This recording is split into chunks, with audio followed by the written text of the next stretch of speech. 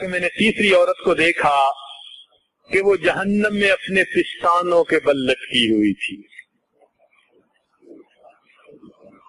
پوچھا گیا کہ یہ کون؟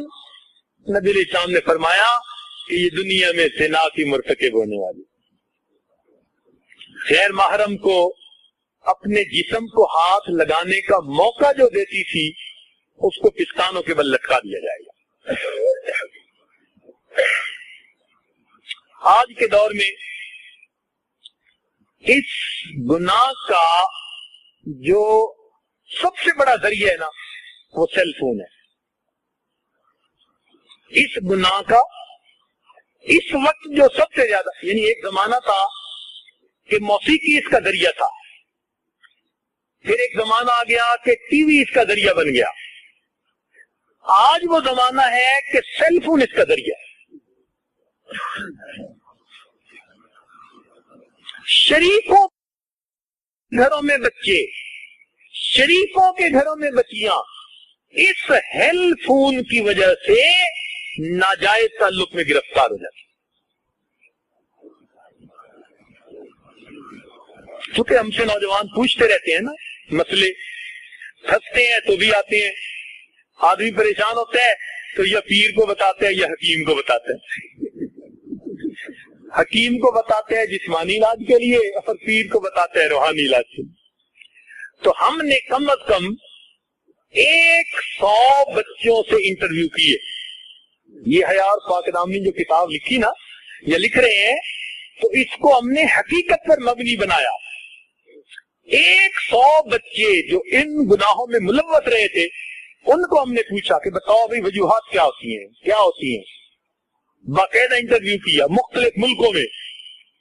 یہ بات سامنے آئی کہ اس وقت اس گناہ کا سب سے بڑا ذریعہ انسان کا سیل فون ہے.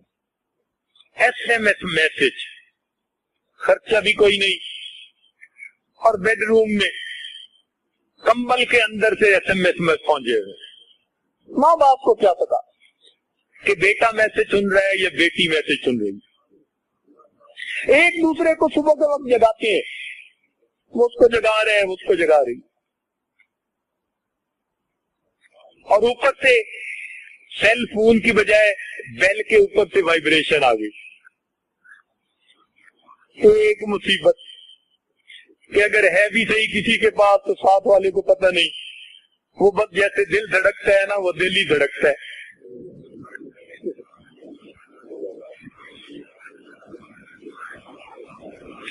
اس لیے اپنے گھروں میں سیل فون کا استعمال لمیٹڈ رکھیے، فقط کام کی حد تک، فقط بزنس کی حد تک. اور آج کل تو مدرسے میں آنے والے چھوٹے چھوٹے بچوں کے ہاتھ میں سیل فون ہے. ابھی میں ایک ملک سے آیا ہوں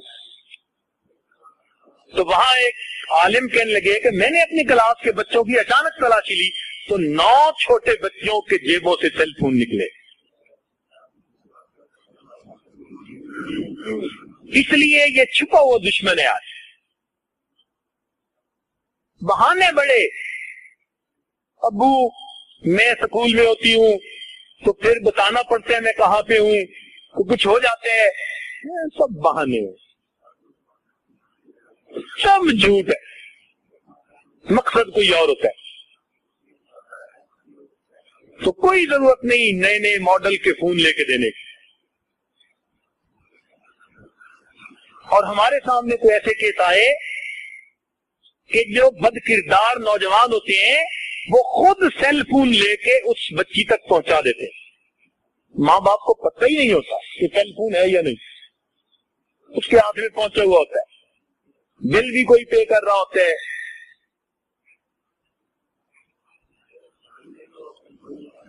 ہم نے کہا بھائی تم نے ایسی حرکت کیوں کی؟ کہنے لگے جی جہاں دل کی بات ہوتی ہے وہاں دل کی بات کیا ہوتی ہے.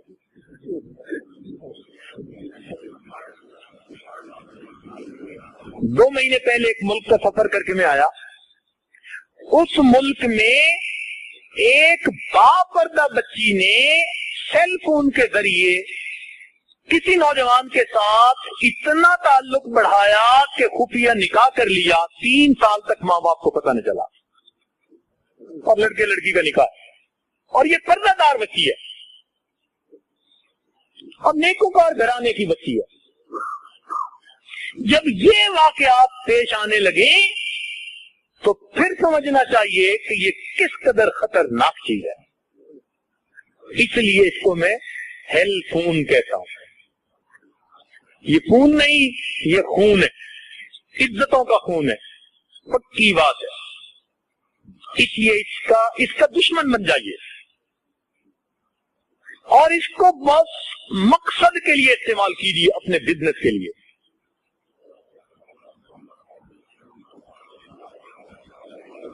ہمارے تجربے میں یہ بات آئی اور علم میں یہ بات آئی کہ بندہ بیت اللہ کا طواف کر رہا تھا اور اپنی گرل فرینڈ کے ساتھ بات کر رہا تھا.